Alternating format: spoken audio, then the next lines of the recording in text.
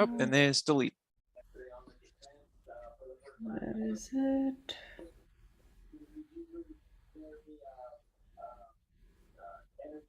All right, we are live and all set to go.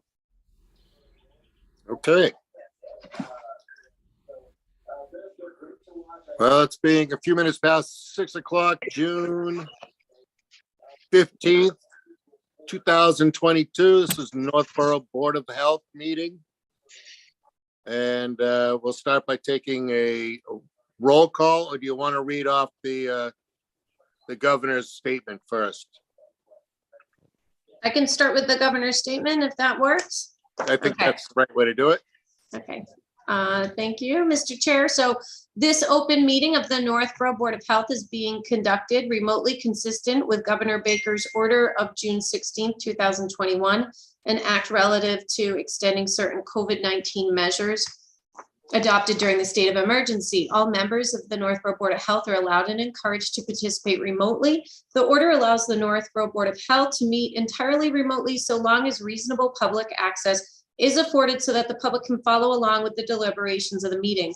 The public is encouraged to follow along using the posted agenda unless the chair notes otherwise. Members of the public who wish to view the live stream of this meeting may do so by going to Northborough Remote Meetings on YouTube via the link listed on the agenda. Ensuring public access does not ensure public participation unless such participation is required by law. This meeting will not feature public comment. I'll hand it back to you, Mr. Chair. Okay. Thank you very much. And we'll start with a roll call. And Dilip, Present. Sawati, Present. Lisa, Present. and Teresa's not in this evening. And I am Glenn French, Chairman. And we're going to take it from there. We're going to skip over any older business, newer business, and go right to the lifeguarding business because we have those folks here. So with that, Kristen, can you give us a little bit of a background on that matter, and then we'll listen to people who are present. Sure. Thank you very much. So item number 3 on our agenda, discussion of lifeguard coverage during pool hours at North Court Pool. So this came to my attention, it's that pool and camp time of year again. So we've been catching up with pool inspections. So Teamworks is inspected and fully opened. I was over at North Court. They are inspected and opened, and we have one more pending in town. So while I was visiting North Court, they've met all their pool requirements. They're in great shape. But I had a conversation with Jake and we talked a little bit about the lifeguard requirement. And I just want to refresh our board members' memories. I sent everybody a quick email earlier today with the pool lifeguard information. So just to go back and think back to April 13th of last year, was sort of my first time permitting pools in Northborough. And there was discussion about, does the Northborough Board of Health require lifeguards at all times? So these are, either public or semi-public pools. And so at that time on April 13th, the board passed the following motion that the town of Northborough Board of Health requires all public and semi-private swimming pools to have a Red Cross certified lifeguard on site when they are open. So we really didn't leave any room for error on that. It's just open hours. There's a lifeguard present. If you guys are following the media, it's very difficult to get lifeguards. Many pools, they're getting primo dollars and some locations are struggling. I said I did Teamworks, but we also did Avalon Pool. So we have 3. So Avalon is open. They have their lifeguards and they're going. But one thing that Jake requested and asked of me at the inspection was if there was any room for those later hours at the pool that weren't well attended or as well attended, could there be certain hours without a lifeguard? So all of you received Jake's very well-written and lengthy email, making his argument to that effect. I want to hand that over to Jake. I just want to state, I did send all of you Board of Health members the section of the Massachusetts, pool code requirements that really state, if required by the Board of Health, there shall be at least one trained person on the premises at all times. So I don't want to rehash old things. I think the board was pretty firm on where they stood last year. But, you know, I do want to bring it to your attention. It was a request to be heard by the board. So I'll turn it over to Jake. And just one last comment, you know, every town handles this differently. You know, I did speak to Westboro, which has many more and lots of pools in certain towns, just like we did last year, taking some hard lines, but other towns, you know, don't. So there's leeway, but I think either way, if there's to be a change, it would have to be a motion. I'm not suggesting that, but I think it's up for the discussion. And I'll turn it over to Jake if you want to speak to the board. So thank you. Thank you, Thank Chris. you. Can everyone hear me okay? Yes. Great, okay. Thank you for allowing me this opportunity to speak on behalf of North Court. We have a great relationship with the town. The past 2 years, we've implemented multiple updates at the pool, accommodating the requests of the town, complying with not only the Board of Health minimum standard for swimming pool requirements, but also the building department's adherence to the International Pool and Spa Code. So every year we allot a certain portion of our available funds to do any of these required updates that are being asked of us. As Kristen mentioned, we have 4 pools in town that are under the jurisdiction of the town. I would like to differentiate between North Court and the other 3. I think it's a bit unfortunate that the state pool code only has groups every pool that's not a residential, public, or therapeutic pool into a lump sum of semi-public pools. Because there's a large amount of diversity that each pool in this category. The first one, if we talk about Teamworks, that's a for-profit company that operates camps, and I would not expect anyone to want to send their child to a camp without lifeguards.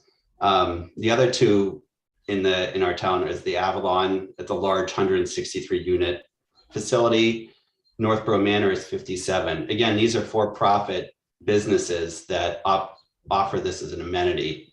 North Court is really a nonprofit private pool community in our town. We were established back in 1963.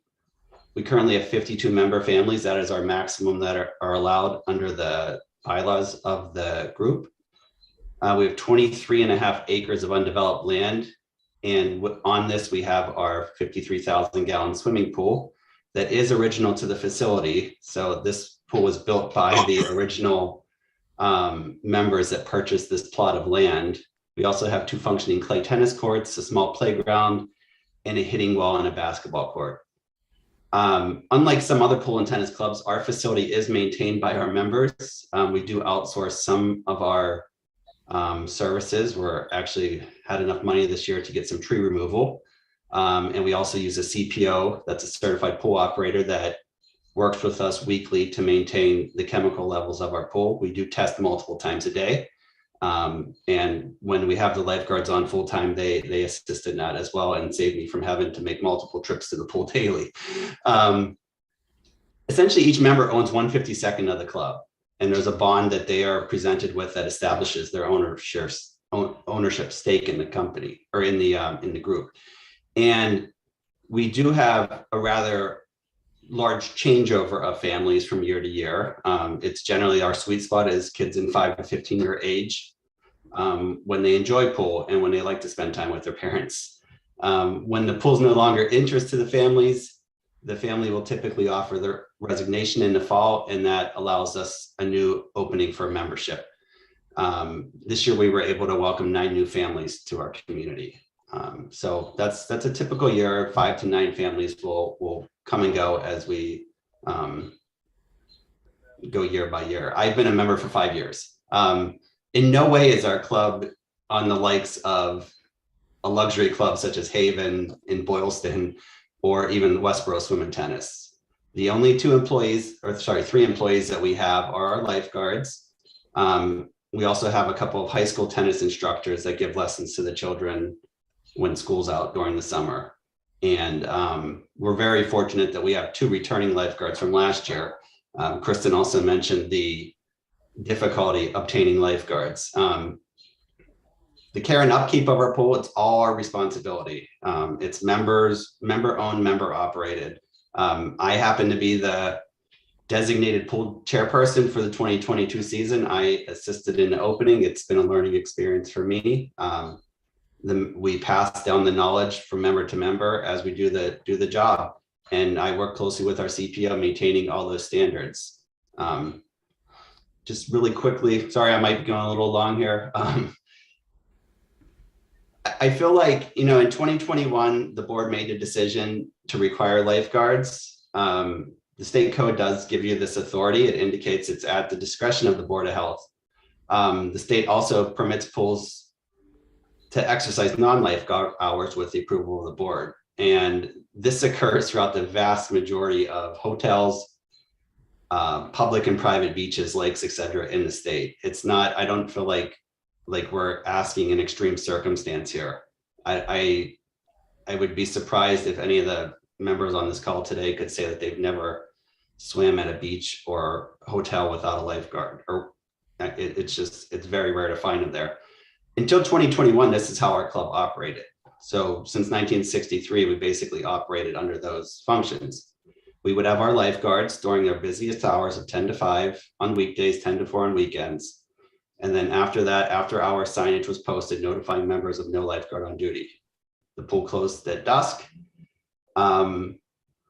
In general, in our opinion, it's just not a cost-effective or realistic expectation to have lifeguards from the hours of when the lifeguards leave, either at 5 on weekdays or 4 on weekends, until dusk, because we only have a handful of members that might swim at this time. And it's predominantly the people that have full-time jobs that just don't have the opportunity to send their kids there. A lot of, like, if you're a stay-at-home mother or if you're a teacher, they can take advantage of that pool the whole day, but we can't if we're in meetings because part of our requirements of our club membership is that adults are present when your family's there. That's a non-negotiable option. It's also the time, it's during dinner time, team sports, et cetera, in the summer. And it's just, there would be times when lifeguards would just be they would be watching an empty pool for hours. So it's not a viable option. We did have to increase our membership dues this year just to accommodate the rate increases of lifeguards. It was about a 30% increase for our lifeguards. We increased our dues by 25%, or sorry, $250 this year. That's in addition to other expenses, chemicals have gone up, insurance and everything. So, but the predominant value of that was the lifeguards. We actively engage with our lifeguards. So we have swim testing that is required of all members under the age of 15. This is done every year. At any point, a family member can request the lifeguards to test them. If they don't perform well, it's not a bad thing. Most young kids don't.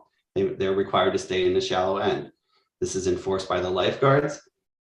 In the past, if the lifeguards weren't there, it was enforced by the parents. There was never an issue with kids that weren't capable of leaving the shallow area, leaving. We very strictly enforce this, and the parents are always there.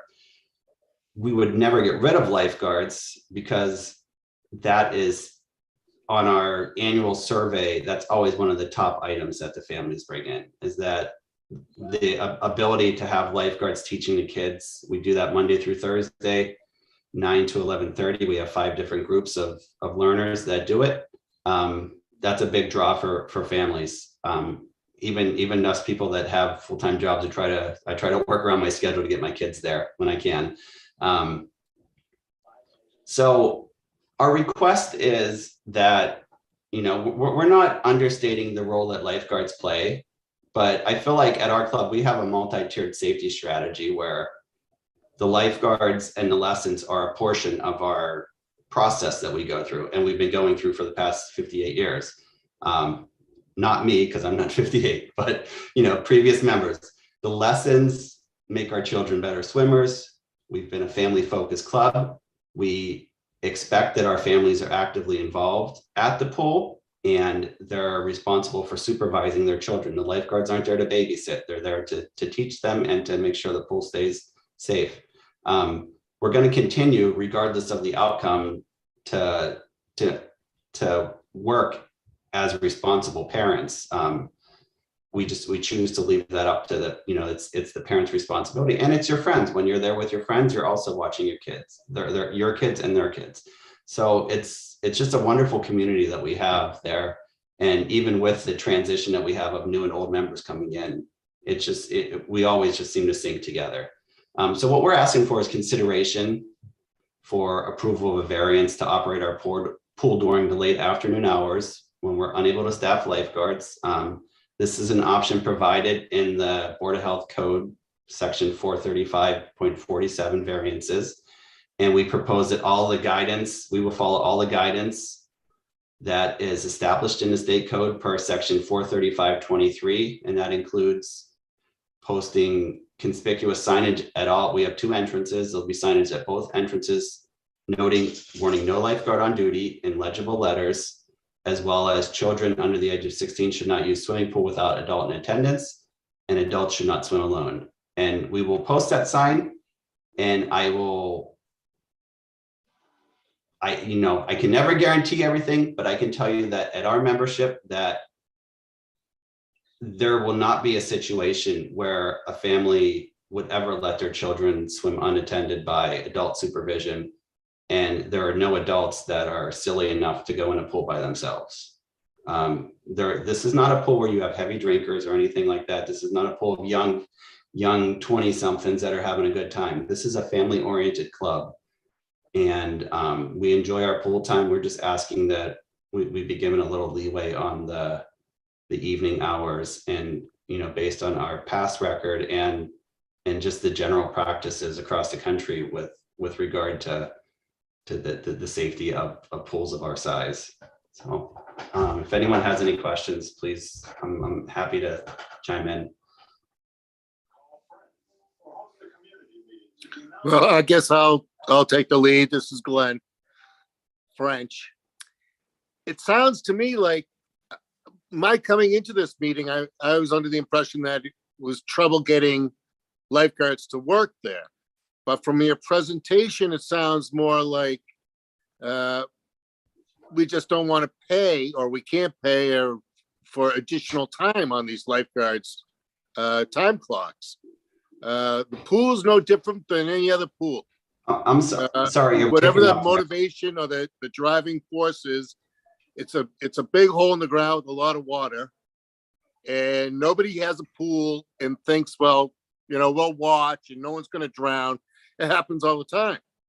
So it seems to me that it's not as much of a hardship because there's just no lifeguards as it's a hardship that we don't want to raise rates. We think we don't need it, basically, because there's really not a lot of people and it's not worth the time, or the money rather, to have these lifeguards in place from whatever hour it is until dusk. I can tell you the first thing I would say, no matter what, is dusk would have to be defined. It just can't be till dusk. It's got to be till a certain. You're killing my bandwidth. Everything off. All right. I'm very sorry about that. My kids are using up all the internet bandwidth. Oh. So I missed part of your conversation. I'm saying, number one, that dusk has to be defined no matter what. You just can't say until dusk. It's got to be a time. Second of all, I don't know if there is a hardship here.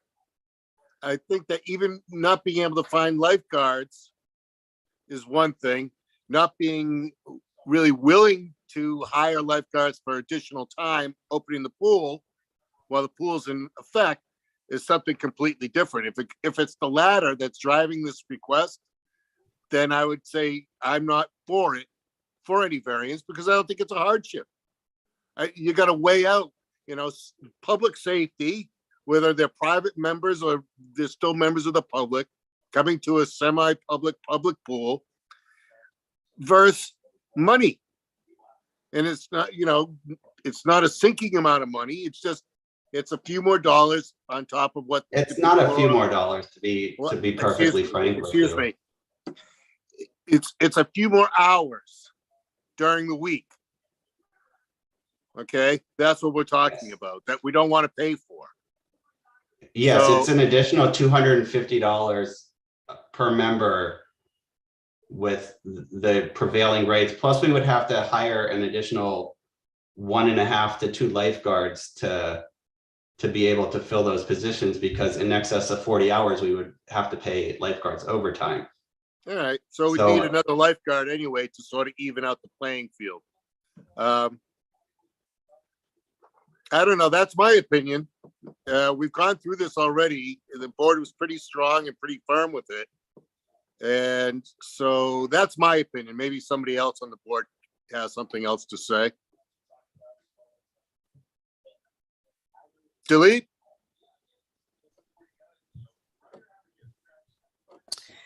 So yeah, I mean, I've heard what Glenn has said, and I think that's how we made our decision the first time around. I still think, while you state that there's so many places that have no lifeguards, and they've been able to do that, I said that's beyond the thing for us to evaluate, et cetera, et cetera. But you do hear about accidental drownings all the time in home pools where there's no lifeguards, no one's monitoring. We do hear it about other places too. I guess the board just wants to make sure that because this is a community pool, it's really not a private pool, it's a community pool that's membership driven. We want to make sure that all the members, because they're allowed to bring friends and guests there, are going to be protected, quote unquote, against potential mishaps. So last thing we want to see, and I'm sure that's the last thing the board members of the community pool want to see or hear about. That would be a whole separate issue, forget liability and all that stuff beyond that. It's just, you don't want anything to happen. I don't know if there's another way that you can get around that. Has anyone ever considered maybe the parents taking some on that responsibility, where they take, if there's 50 families or 58 families, as you put it, maybe each one takes a turn at being, quote unquote, informal lifeguard without the formal process of going through the training.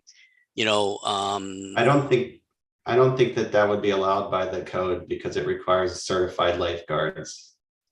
So we would all have to be certified. We would have to have 52 certified families.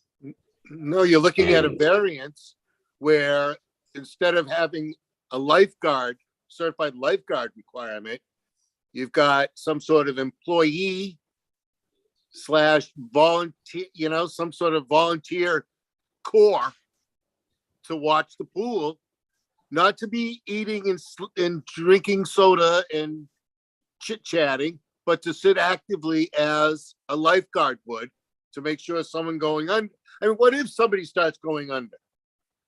Well, Mr. Joe from Smith Street jumps in to save him. That's the last we hear of both of them. That's the whole reason we have lifeguards. So that's what I think Dilip is talking about, some sort of lifeguard corps. Correct. So Not to have the formal pool is not certification. supervised. It's supervised just by not a certified lifeguard per se. We got from the lifeguard corps to the polywog class. Well, I understand, the notion of having the unsupervised or not Red Cross certified lifeguards. I would have to discuss that with the entire community, because that's something that, I for one, I don't take my eyes off my kids when they're in a pool. No That's one me. does. No one does. Not to interrupt you. No one does. So But kids drown no matter what. I understand that kids drown in residential pools bathtubs. as well. Why do they drown in a bathtub? Because somebody's not watching. So your kids never drown in a bathtub. That's fine. But we never know. So what about another member of the board? How about Swati? Or Yeah. Lisa? Anyone want to join in on this one? Sure.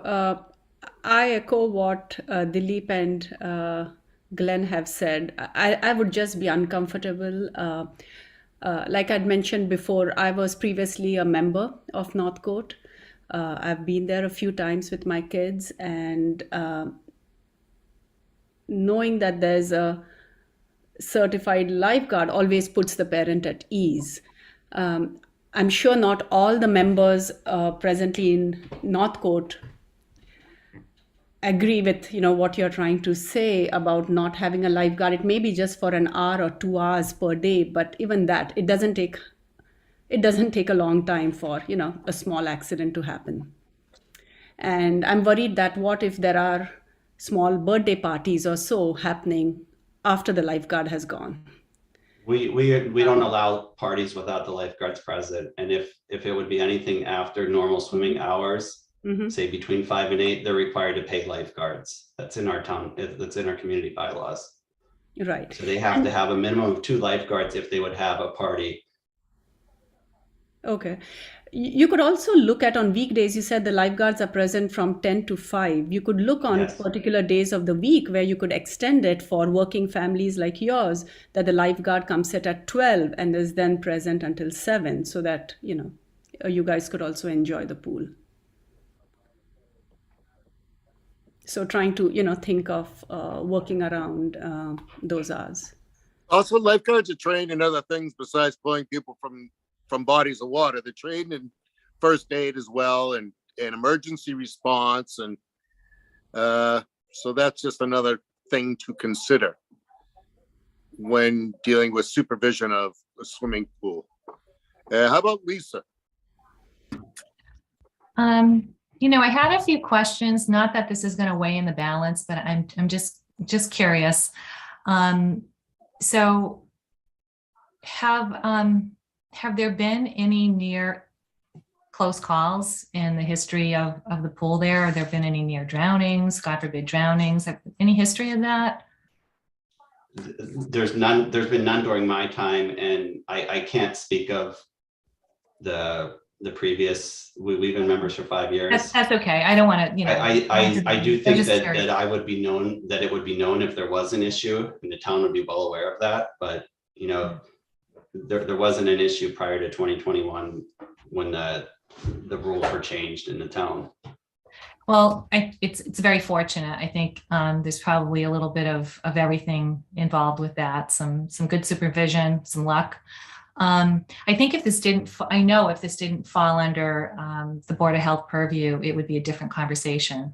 I like how Swati was trying to think, is it a this or that? Is there some other potential option you might want to consider? That was mentioned, I think, by Glenn, or was it Dilip? But you might want to have family members become certified, properly to cover the challenges of bringing on non-member lifeguards in the future. Assuming that's not a conflict of interest, I'm not sure. But I think where this is under the purview of the Board of Health, and we have nothing against you or the club members. I mean, we realize we're taking into consideration your point of view, but safety trumps all, and it is a pool. And even though you've had a great record and parents who care, it doesn't take long for a little one to go under, or even a larger individual. And accidents happen. Do you have an AED on site? I do think that we need to consider staying the course and maybe helping you find some other solutions. You'd always have, members train, and then they can step in. Then maybe they get a discount on their membership or something like that. But as far as the unsupervised, I'm opposed to it. I don't see any real benefit from it other than letting people swim at their own risks when it's getting dark and people are tired. And I think Swati's idea is probably the best, where you adjust your hours 2 nights a week. It's open till 7. Let's go, kids. That's it. That's how I see it. And I just wanted to clarify, I was new to town. I joined as health agent at the end of 2020. And so in 2021, when the board reviewed this, there was no documentation as to where the board required. So part of it, I know, I just want, to Jake, he talked about what happened before. I don't know, I wasn't here, but just realized like last year, I formally asked the board to address this because there wasn't clarity as to what we've done in the past, whether it was always required, sometimes required. And so this, anyway, to the point of this was new, we did send out this new the board's vote about making a strict call of lifeguards are required when the pool's open to all of the permitted pools at that time, and any new applicants. Katie includes this clause when individual pools apply. But just to Jake and Northcourt, this, I just wanted to point out that I'm not sure what was done in the past. And so that's when we had the inspection that I said to Jake, wait a minute, I don't know if that's what was allowed in the past. So I just wanted to throw in the 2 cents there that there, If there I wasn't a lot of recall, clarity. excuse me, if I recall, we have the Fourscore, what's the bigger place? They always had a lifeguard. And then we had, this issue was raised, I believe, with Avalon. I believe because they built the place, then they had the pool, and that's when this issue came up with regards to should they have lifeguards or not? And the answer was yes, by all means. So that's what I'm sticking with. If we have to take a formal vote, I think we're ready. As far as the variance goes, I would move that we deny the request for a variance on whether, when the pool is open, a certified Red Cross certified lifeguard must be available, must be on duty. That's messy, but that's what I mean. I So second it. all those in favor? Oh, we got delete. You second it? Yes. Okay, and all those in favor, we got Swati, Yay. we've got Lisa, Yeah. got Glenn, yes, and we've got delete. Delete, yes. Delete. She seconded it. This isn't to say we're not willing to work with you folks. I mean, that's what we're here for, but there's got to be some other way. And can you offer, so the notion of parents sitting in where the lifeguards sit and being the supervisor, how, like, what is your definition of that? Because when you declined the motion, you declined it based on Red Cross certified lifeguards. That's what we want. A pretty intensive course that somebody has to take. No, it's not. It's a 24-hour course. It's a how long? A 24-hour course that somebody has That's to not take. very intensive.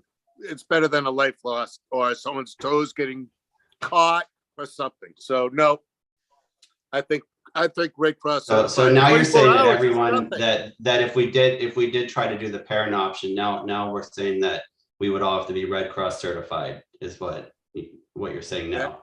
That's correct. Okay. The motion, the variance request is denied.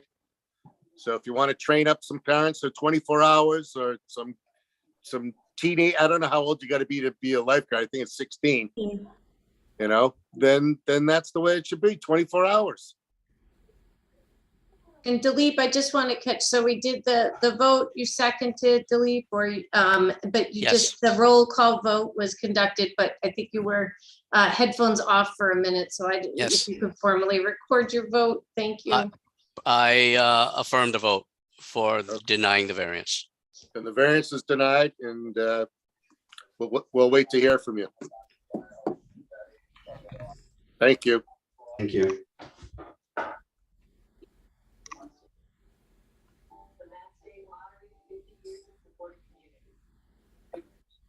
All right, what else do we have?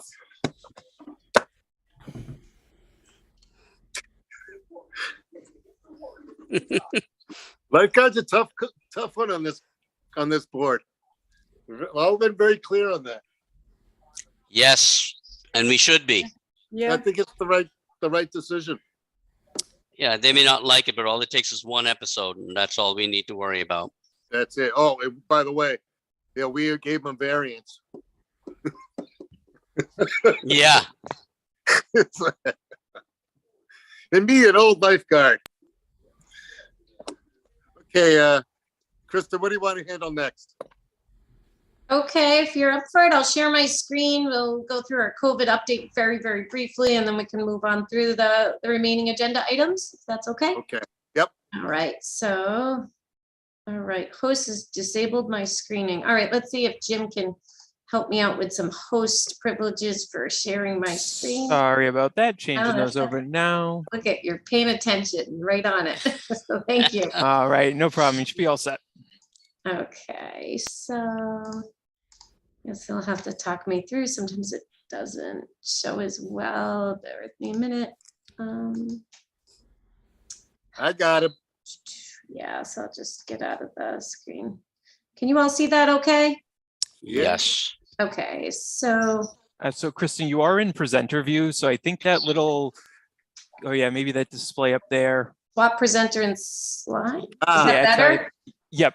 Perfect. Okay, I always struggle with the way it shows up. Okay, so here we go. I'll take it real quickly through our update. So just regarding COVID-19 vaccinations, just wanted to let you know that the Northborough Health Department hosted a Pfizer and Moderna booster clinic last week on Thursday evening, and that was from 4:30 to 7:30. This clinic was really designed to provide vaccinations for the newest approved age group for the booster, which is ages 5 through 11.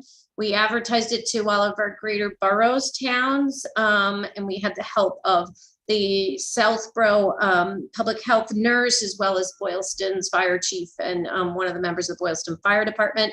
And the rest of that clinic was all staffed with Medical Reserve Corps volunteers. So they were fabulous. We successfully vaccinated over 250 residents. We provided Moderna for 18 and older, Pfizer 12 up, and our kiddos, which were the 5 to 11-year-olds. And those boosters, we administered about 150 of the 250 were that 5 to 11 category. So that was really exciting. Thanks to IT Jim here, who was helping and playing movies. We had 2 therapy dogs that were present, and those volunteers were great. And it was a great success. So thank you for the many volunteers, especially at the MRC for that. At this point, we don't have any additional clinics planned. At least for the 5 and up boosters. So, we're reminding residents that those vaccines are available at local pharmacies, maybe doctor's offices, but for the most part, pharmacies at the best availability.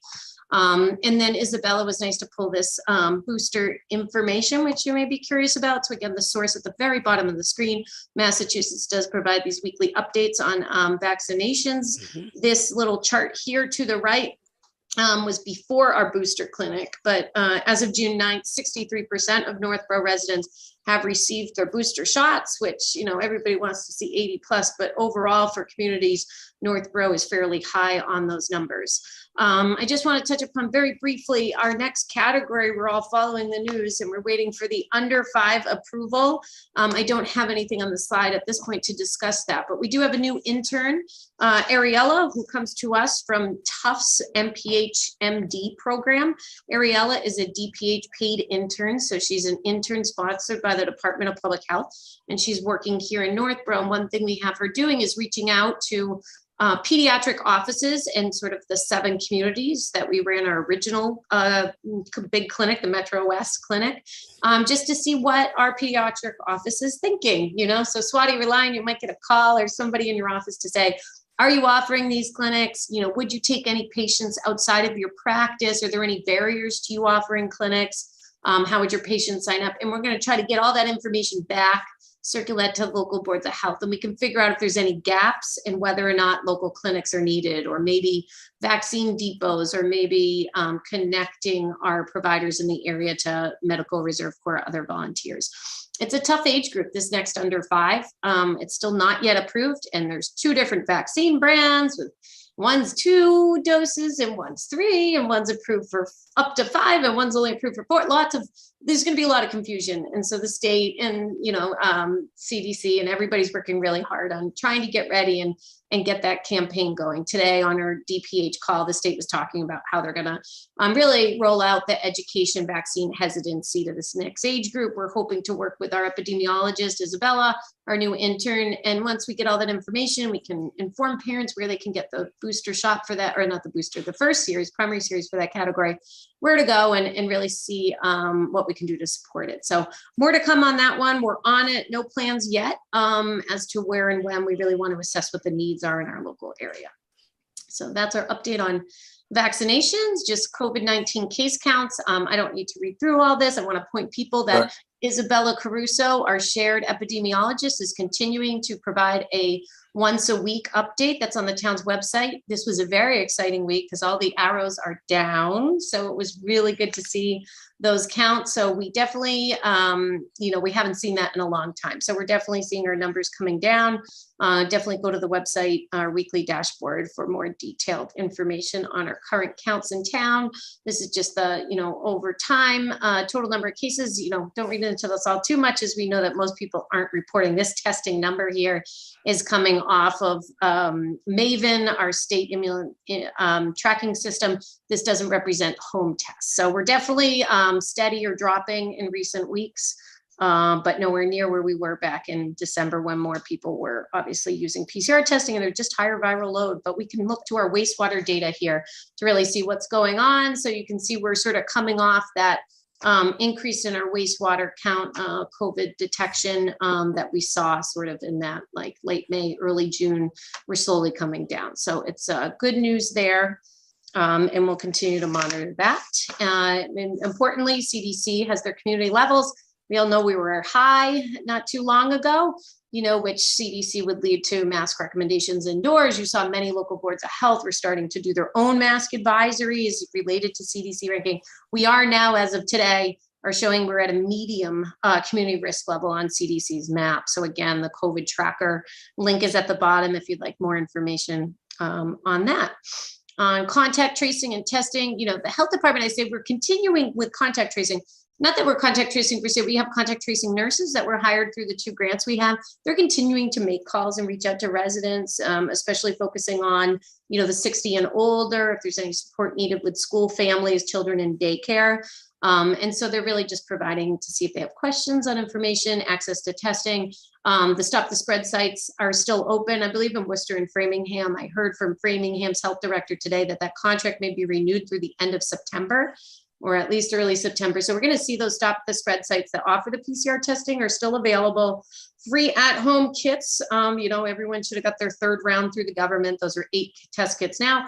And then again, we're very fortunate here in Northborough, we were able to use Metro West Health Foundation funds to purchase those at-home antigen kits, iHealth. We were running out, so residents may have tried to go to the library, that turned away, that they were all out. But the state, the governor just did a big announcement. Local municipalities are receiving additional test kits. I want to say we're receiving over 5,000 in Northborough. And so now I've been able to drop a few more boxes off with the library, and we're awaiting a large shipment. So we do have test kits available. So we're continuing to distribute to the health department.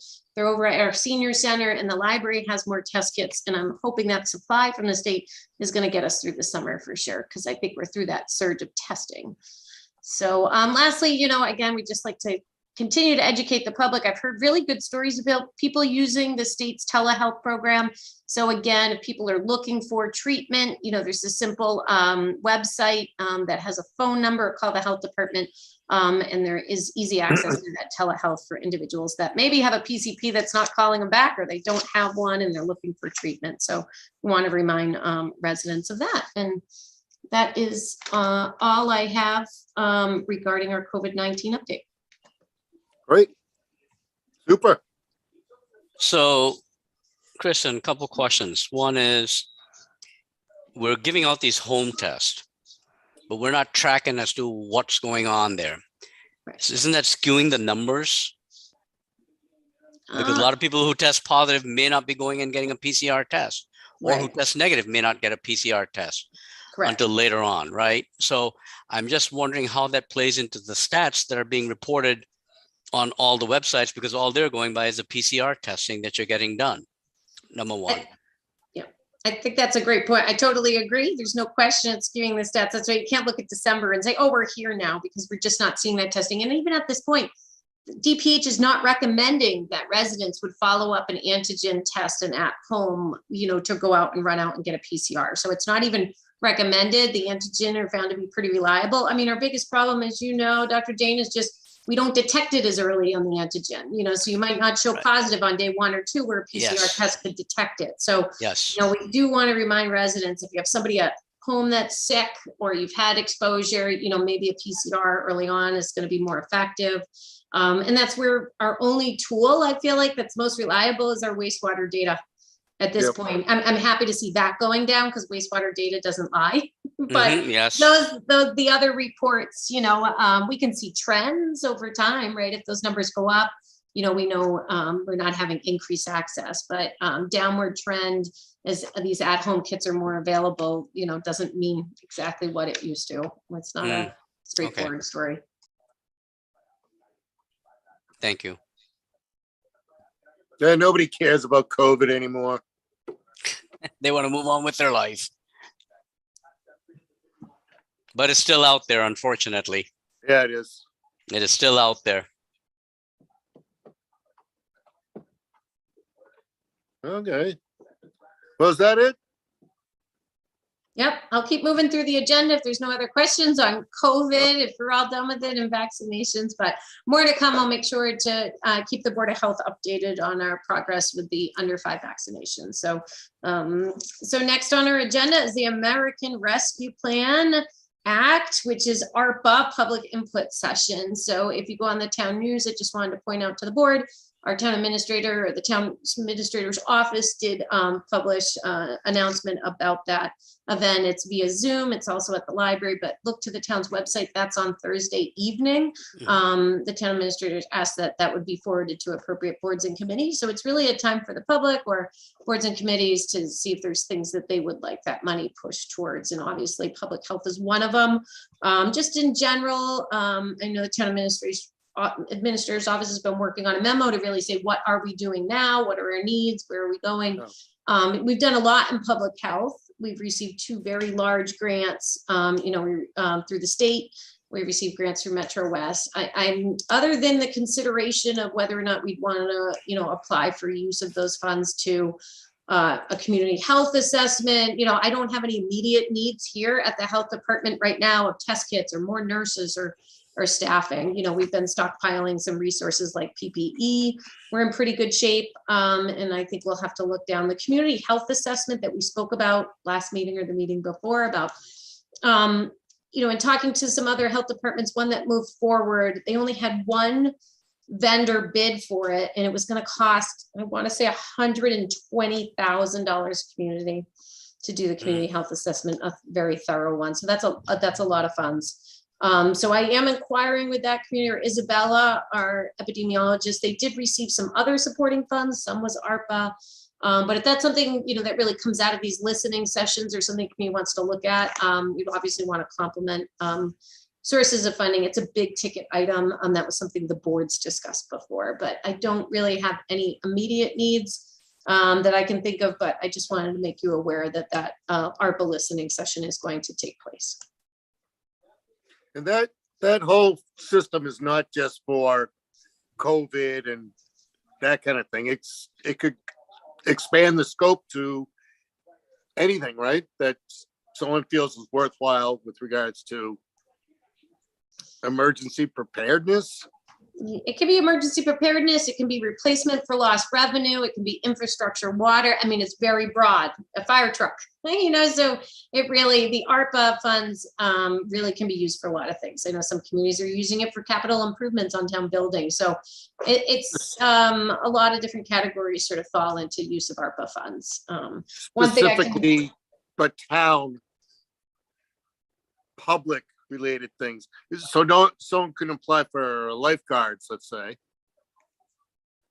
for their, Not private entity as much. If you go to the town announcement that I have forwarded, there's like a nice little graphic there and it breaks it into categories. So it's definitely municipal based. I mean, there might be project to support small businesses, you know, in response to pandemic, but not to give to private parties. It's really municipal led.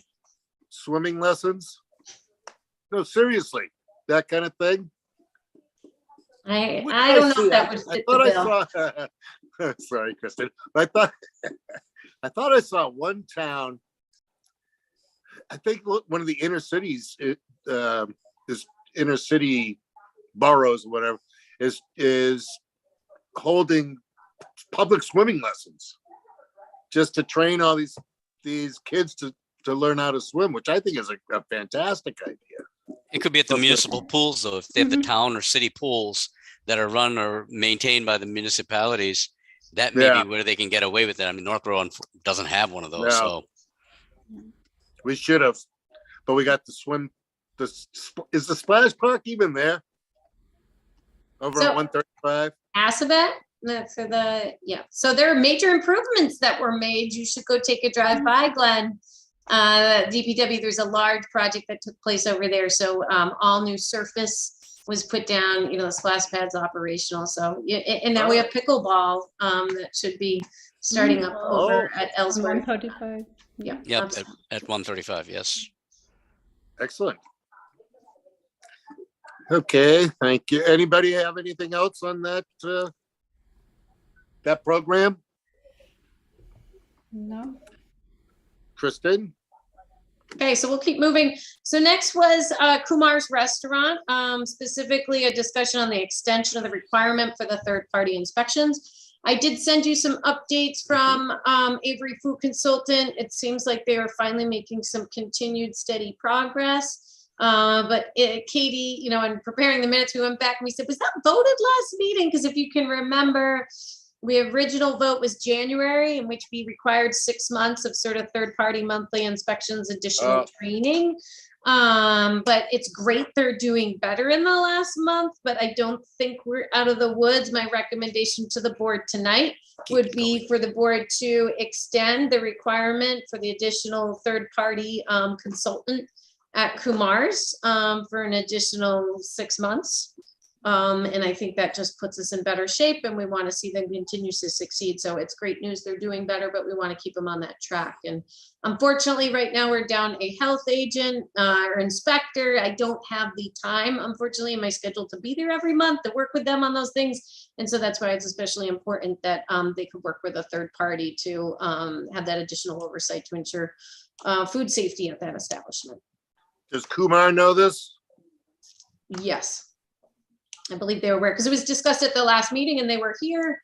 And it was Okay. clearly stated that the board would, you know, consider extending at the next meeting. Yes. Do we need a motion on that?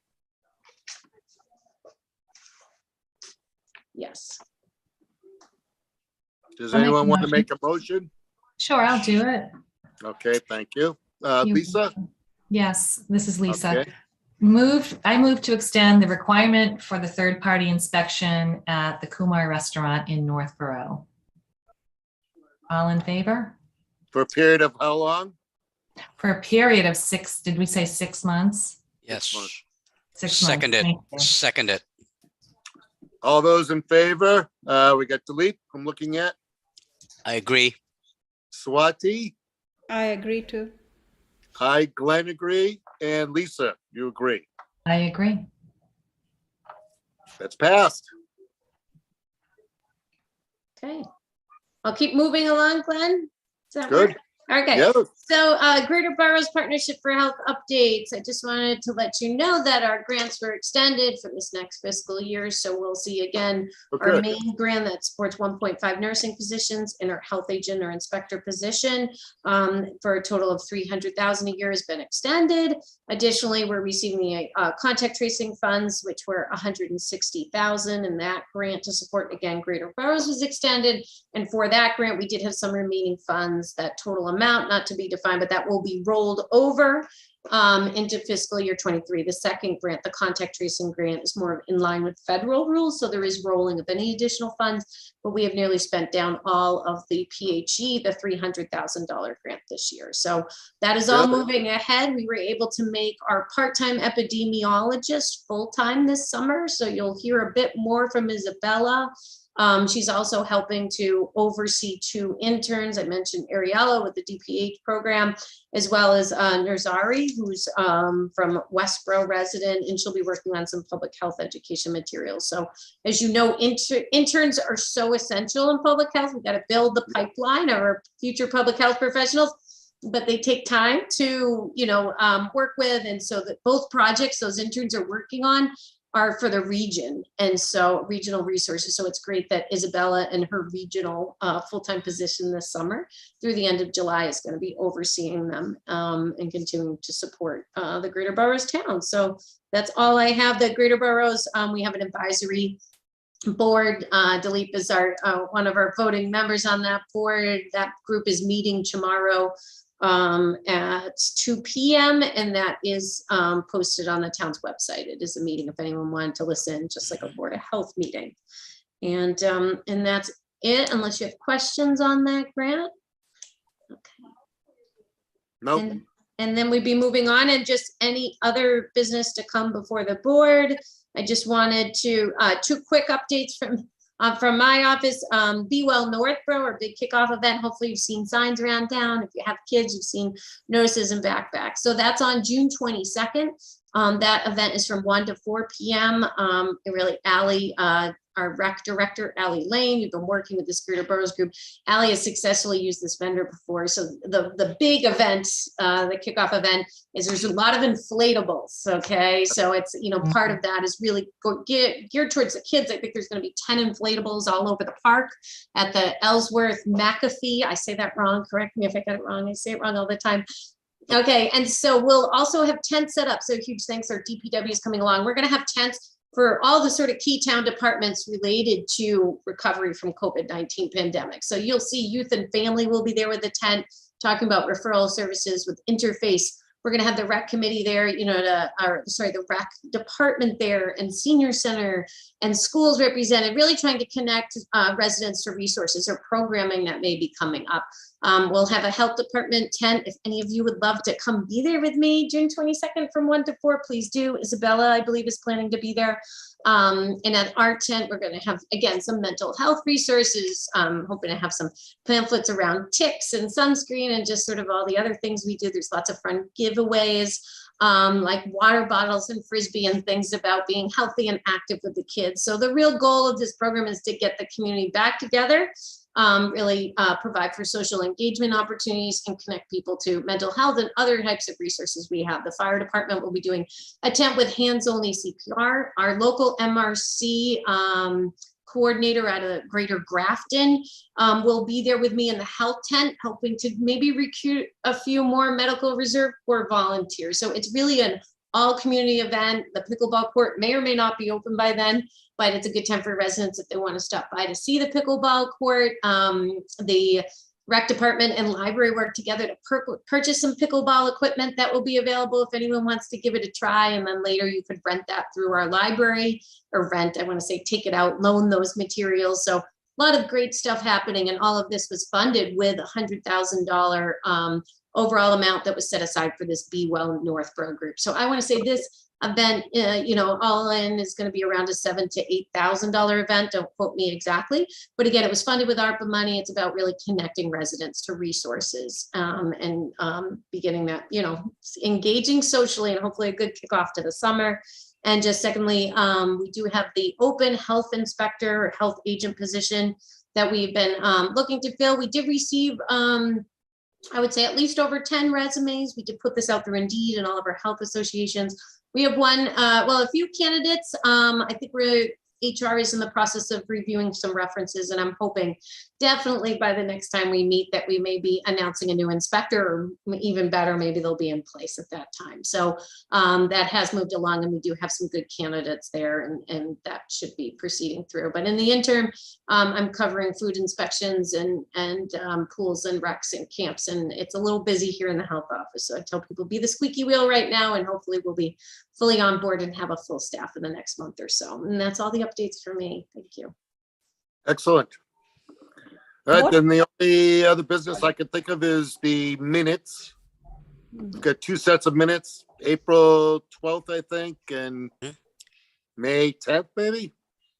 Yes. Ah, what a memory. Okay, April 12th. Does anyone have any additions, concerns, subtractions, corrections? No.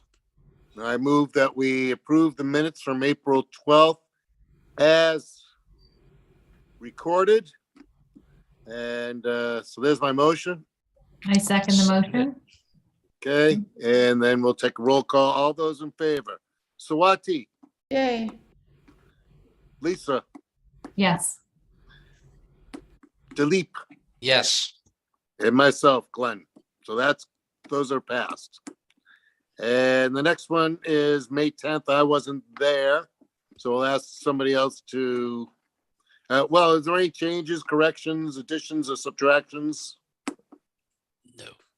Did anyone read them? Yes. Poor Katie's out there writing them down. That's the first thing I look at Reading that. over them all day. I look at that before the agenda. So I think she's doing a knock-up job, bang-up job.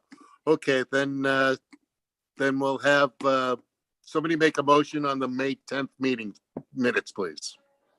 All right. I make a motion to approve the minutes of May 10th of the town of Northborough's Board of Health meeting as recorded. Anyone second Somebody- it? I wasn't present at the meeting. Okay, so we only got 2 people then.